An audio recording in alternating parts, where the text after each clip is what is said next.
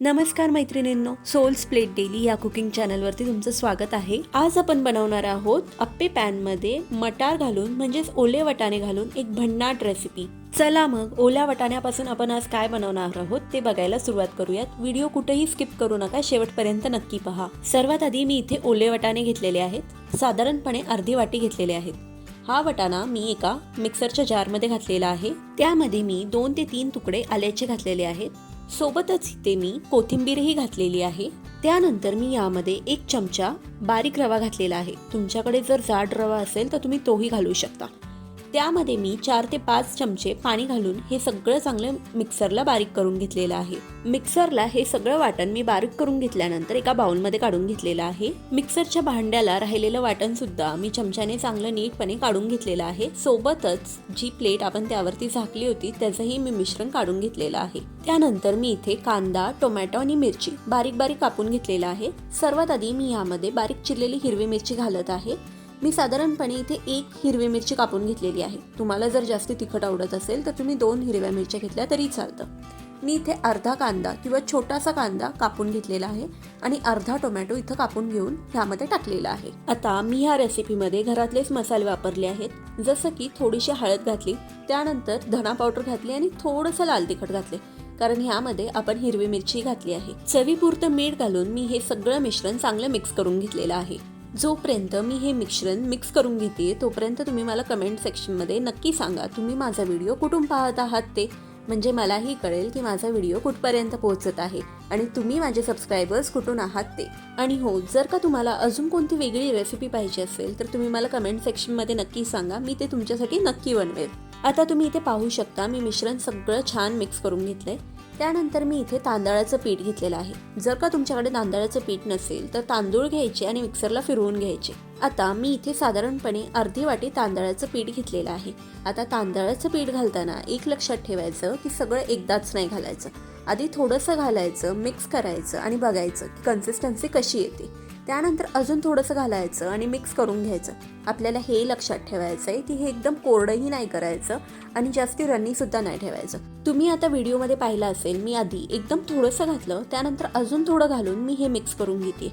पण ह्यानंतर सुद्धा मी अजून थोडंसं तांदळाचं पीठ घातलंय आणि ते सगळं छान मिक्स करून घेतलेलं आहे. तुम्हाला व्हिडिओमध्ये जशी कन्सिस्टन्सी दिसतीये बॅटरची तशीच ठेवायची आहे. जास्ती घट्टही नाही आणि जास्ती पातळही नाही. सगळं छान मिक्स करून घ्यायचं आहे. सगळं काही एकदम एकजीव झाल्यानंतर आपण ह्याची पुढची कृती करणार आहोत. आता मी इथे सगळं काही एकजीव करून घेतलेलं आहे. इथे मी 1 चिमूट खायचा सोडा घेतलेला आहे, तो मी ह्यात घातला आणि त्यावरती थोडंसं पाणी घातलेलं आहे जेणेकरून ते ऍक्टिव्हेट व्हावं. कधीही कोणत्याही सोड्यावरती आपण थोडंसं पाणी घातलं ना तो लवकर ऍक्टिव्हेट होतो आणि आपण जो पदार्थ बनवणार आहोत सोडा टाकून तेही छान होतो, फुलतो छान त्याने. आता आपलं बॅटर रेडी आहे. आपण आता अप्पे पॅन सुद्धा तयार करून घेऊयात. तर सर्वात आधी मी इथे अप्पे पॅन घेतलेला आहे. त्यामध्ये मी थोडंसं तेल घातलं आहे. तुम्हाला हवं असेल तर तुम्ही इथे बटर किंवा तूपही घालू शकता, त्यांनी खूप छान चव येते. जसं का तुम्ही व्हिडिओमध्ये पाहू शकता मी सगळ्या भांड्यामध्ये तेल टाकून घेतलेलं आहे. त्यानंतर मी बोटांनी ते तेल सगळीकडे लावून घेतलेलं आहे, जेणेकरून आपण ह्यामध्ये टाकणारं मिश्रण साईडलाही चिटकू नये आणि सगळीकडनं ते नीट निघावं यासाठी. आता आपला अप्पे पॅन सुद्धा रेसिपी बनवण्यासाठी रेडी आहे. आता आपण गॅस चालू करायचा आणि आपण जे मिश्रण करून ठेवलं होतं ते आपण अप्पे पॅनमध्ये घालायला सुरुवात करायची. आता इथे एक लक्षात ठेवायचं की जेव्हा आपण अप्पे पॅन यूज करत असतो तेव्हा कधीही साईडची भांडी आधी भरून घ्यायची, कारण साईडच्या भांड्यांना आग जास्ती लागत नाही आणि मधल्या भागी खूप जास्ती आग असते, म्हणून ते कधीही शेवट भरायचं आणि साईडला आधी भरून घ्यायचं. आता मी सुद्धा ह्या व्हिडिओमध्ये सेम तशी ट्रिक केलेली आहे. साईडचे भांडे मी सगळे आधी भरून घेतले. त्यानंतर जे मधले 3 भांडे आहेत त्यामध्ये मी हे 1 चमचा भरून मिश्रण घातलेलं आहे. सगळीकडे एकदम नीट व्यवस्थित मिश्रण घालून झाल्यानंतर आपण काय करायचंय की ह्यावरती झाकण झाकायचं आहे. आपण ह्यावरती ताट झाकल्यानंतर काय होतं तर आपले जे अप्पे आपण केलेले आहेत मटारचे ते थोडेसे शिजतात आणि जे मटार आहे तो कच्चा लागत नाही किंवा उग्र लागत नाही.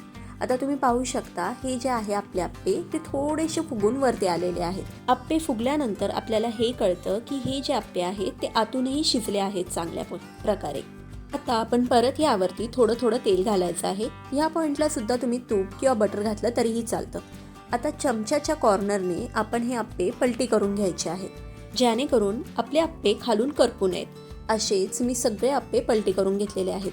ह्यात पण लक्षात ठेवायचं, स्टार्टिंगला मधले अप्पे आपण पहिले पलटी करून घ्यायचे, कारण तिथे आग जास्ती असल्यामुळे ते अप्पे लवकर शिजल्या जातात.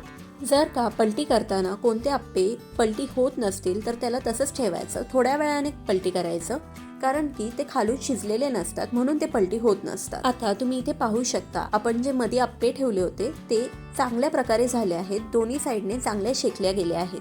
तर मी हे साईडला काढून घेत आहे आणि साईडचे जे अप्पे आहेत ते मी मध्ये घालत आहे, जेणेकरून तेही लवकर शिजावेत. मी ही ट्रिक वापरून सगळे अप्पे छान फ्राय करून घेतलेले आहेत. तुम्ही इथे पाहू शकता किती छान अप्पे झालेले आहेत, ते दोन्ही साईडने एकदम परफेक्ट झालेले आहे.